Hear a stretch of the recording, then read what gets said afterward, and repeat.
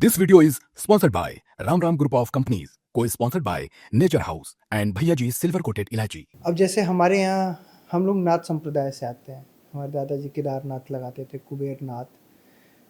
अब लेकिन मुझे तो उस बारे में कुछ नहीं पता है, कोई महाविद्यालय के बारे में, कोई इन सब चीज़ के बारे में कोई जानकारी नहीं। नहीं, नाथ नाम में लगाने से नाथ संप्रदाय में नहीं हो जाता है व्यक्ति। अगर वो नाथ संप्रदाय में दीक्षित रहे होंगे तो कह सकते हैं कि नाथ। अच्छा, तो ये दीक्षा अलग अलग होती है? दीक्षा अलग अलग होती है। आप जिस क्षेत्र से आते हैं वो तो नाथों का गढ़ रहा है। संसार में सबसे बड़ा अगर कोई मठ है नाथों का वर्तमान में तो वो गोरखनाथ गोरखपुर है। हाँ। तो वहाँ गृहस्थों के यहाँ भी नाथों का प्रभाव रहा है। अच्छा। लेकिन इनके यहाँ पिछली ही शताब्दी में एक गड़बड़ी ये हो गई कि इन लोगों ने गृहस्थों को दीक्षित करना लगभग बंद कर दिया। उत्तर प्रदेश में, राजस्थान में, गुजरात में या आज भी होता है, बहुत सारे गृहस्थ साधक नाथ परंपरा में दीक्षित होते हैं।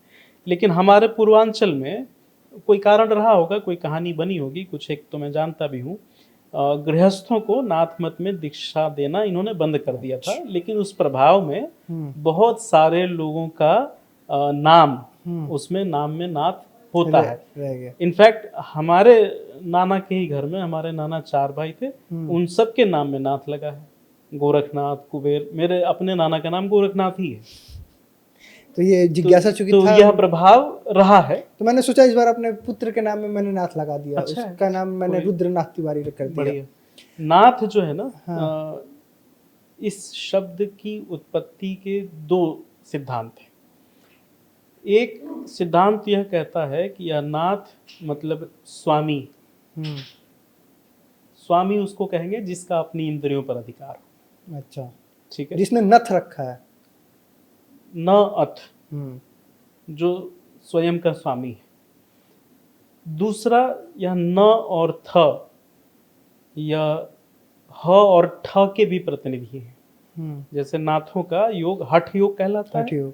यह हठ क्या है? यह रूठने वाला और गुस्सा करने वाला और जिद करने वाला हठ नहीं है। ये संकल्प का। यह ह सूर्यवाची है। अच्छा। और ठ चंद्रमा का वाची है।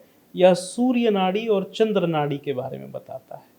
तो वह लोग जो सूर्य नाड़ी और चंद्र नाड़ी को सुषुम्ना में स्थापित करने का और फिर से उसकी ऊर्ध्वाधर गति को सुनिश्चित करने का अभ्यास करते हैं, उनको हठ योगी कहते हैं।